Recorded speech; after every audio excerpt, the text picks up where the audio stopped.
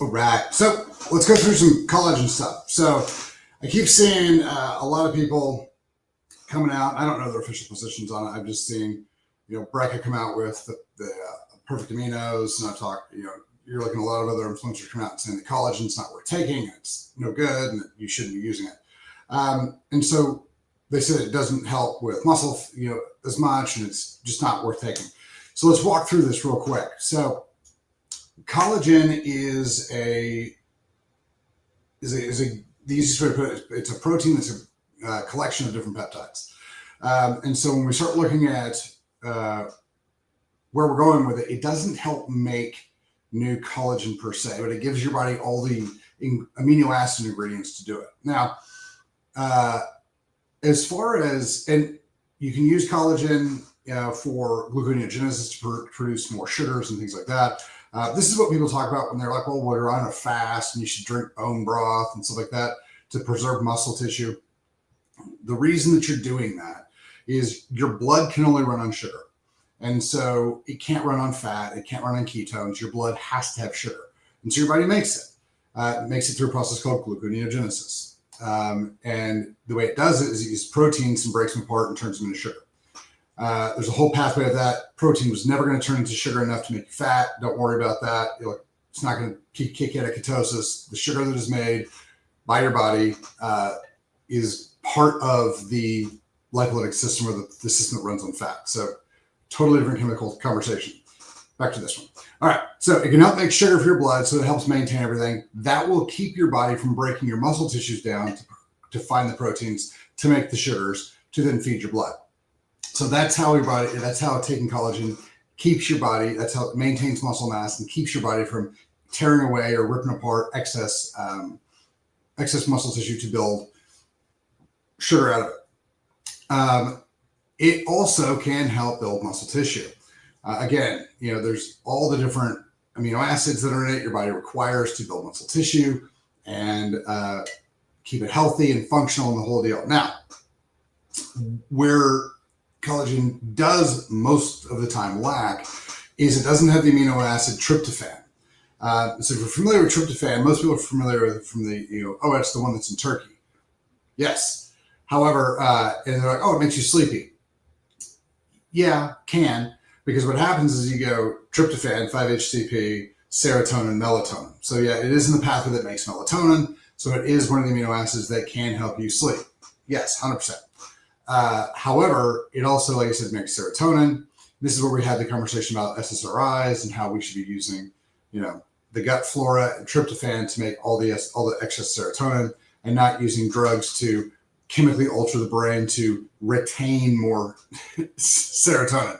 Like, there's no reason, like, well, if we work really hard and we mess with the brain, we can reserve and save like 3%. Yet we can make 1,000% more in the gut by just having healthy gut flora. Up to you, however you want to play it. The nice thing is that here's the other thing about tryptophan. Tryptophan also helps increase the production and utilization of insulin-like growth factor 1. So as far as would collagen be the very best thing to take if you wanted to build muscle tissue? Probably not, because you definitely want the tryptophan for all the serotonin function, all the emotional and mental stability function, but you also definitely want insulin-like growth factor 1. And IGF-1, for those of you who don't know, helps your body grow. It's growth factor, growth hormone, and it helps your body. When we say grow, don't just think get bigger. Think heal, regenerate, repair, lay down new tissue. Like, it's the concrete truck. So whether we're building a giant building or we're repaving a road, repairing a bridge, that type of thing, we've got to have that stuff in. So IGF-1 is super important. It's actually released during inflammation. This is one of those big deals when we talk about inflammation that's irritating, because people are like, oh, you got to take all these anti-inflammatories. You got to take Advil. You got to take this. By chemically, specifically with NSAIDs, by breaking down the process your body was designed to use to heal, regenerate, repair, and deal with trauma, not the best option always. There's definitely some times where it's not, problematic and it's beneficial, but there's lots and lots of times where you do not want to decrease inflammation. The number one time you do not want to decrease inflammation is after you work out. So there's been some studies on it, but lots of people will talk about this. You never want to cold plunge after a hard workout, because the cold plunge will shut off your body's inflammatory response, which means you just killed all the insulin-like growth factor that your body was producing to heal, regenerate, and help those muscle tissues not only go back to where they were before you tore them up in the gym, but then help them grow bigger and stronger. So you just shut off the entire process your body literally has designed to use to make benefits of the workout. You are killing your gains by killing your inflammation.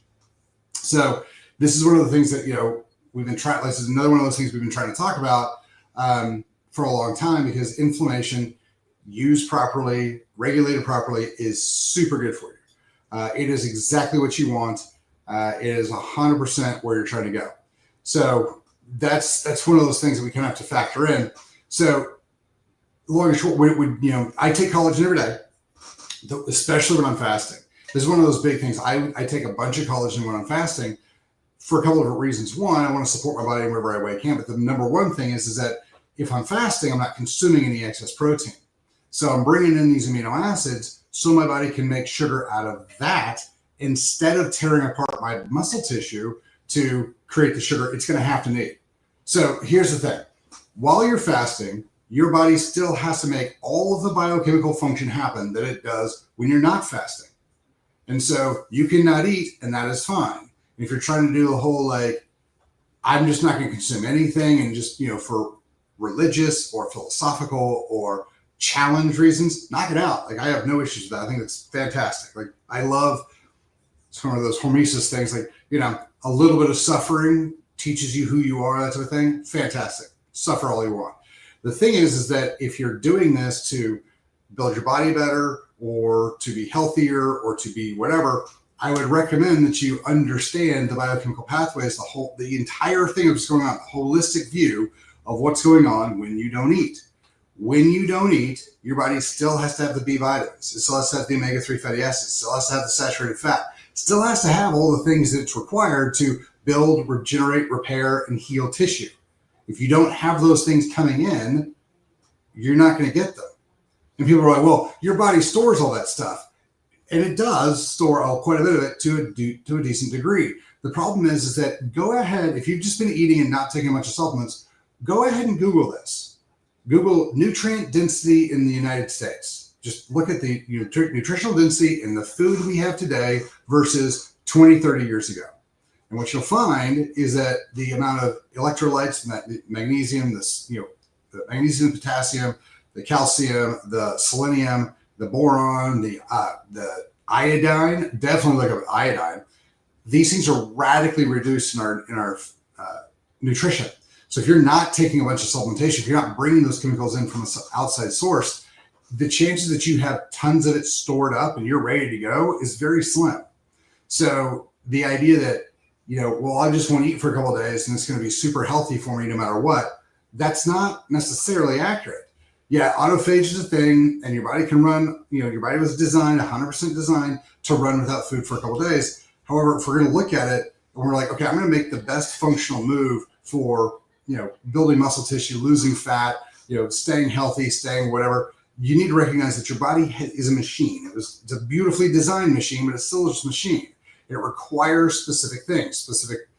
Technically, it requires specific frequencies of light. But let's go with the chunked up version. It requires a significant amount of different chemicals. And so giving the body those chemicals and making sure it has those chemicals is something I highly recommend that you look into doing, because just not eating, you have to still understand what's all the biochemistry function that has to happen to keep me alive and functioning and healthy, and how is that biochemical pathway supported. So if you've got enough stuff, you have plenty of fat in your body, you don't have to worry about ATP production necessarily from a fats and sugars function. Your body's going to tear apart any protein it has, so that is definitely stored. So it's going to feed your sugars in your blood as long as your body is healthy enough and functional enough to go through gluconeogenesis. So those two things, your ATP production, your fuel function, are definitely taken care of. Don't worry about that. However, the biochemical nutrients that you probably are low on. And so if you go too low on that, your body has to start ripping apart other tissues to get those chemicals to run everything. So keep that in mind. But this is when we start looking at collagen. If you want to maintain muscle mass while you're fasting, collagen is one of the best things that you can add into your smoothies, or not your smoothies, but like your water and stuff like that. You can take capsules, however it is. That will help maintain the muscle mass that you're trying desperately to build and maintain. Everybody's talking about, and rightfully so, everyone's talking about how critical it is to have more muscle tissue, because that's where all your mitochondria live. And that's where a lot of your actual metabolic function takes place. So yes, muscle tissue is hyper critical to long-term quality of life, energy levels, longevity, it's very, very, very, very important. And yes, you should all be working on it. The other side of that is that if you're trying, so we understand that muscle tissue is super important to maintain. And then if we start fasting, if we don't give the body a way to create the sugars the blood has to have to function, we're going to start losing muscle tissue. So just kind of keep that in mind. This is why I use collagen. I use it, every single time I'm fasting, just to maintain blood sugar function, blood sugar regulation, and maintain muscle mass. So keep that in mind. This also obviously applies to low calorie diets. If you guys are still running a calorie-based diet, stop it. Like, come on. Like, learn just a little bit of chemistry. Like the idea that sugar, fiber, starch, and protein are all work exactly the same, which is what the calories in, calories out model teaches. It's not only dumb, it's laughable. So, and I get it. You've learned the system, you were programmed a certain way, but you literally have to argue that proteins, sugar, fiber, and starch all work exactly the same way, because the calorie system they're all worth 4, and you're just counting them out. So learn your chemistry, if you're going to do this, take in some of your collagen, maintain the muscle mass you're so desperately trying to build. It also helps to maintain functionality within the muscle tissue. So collagen is not one of those things that I would necessarily skip, especially if you're going to be fasting. You can get all the essential proteins in different protein, and different actual full proteins like whey. Whey has all the essential proteins in it, essential amino acids in it. So that's fantastic. That's actually why the protein that we have on the store at PillageWellness.com, that's why that one is called Muscle Build, because it has extra amino acids in it to help you build muscle tissue. But that's kind of how that one is. So yeah, collagen's a great thing to take. I take it all the time. It is the chief function that I use for gluconeogenesis, to maintain muscle mass while I'm fasting. But and I do think it helps to create muscle tissue in and of itself. So keep that in mind. I don't think it's going to help build extra collagen, and it would be easier to just take away like a whey protein. So keep that in mind. But that's kind of where we are in the collagen discussion. It kind of up to you how you want to play it. Thanks for your time. You guys have a fabulous day. See you tomorrow.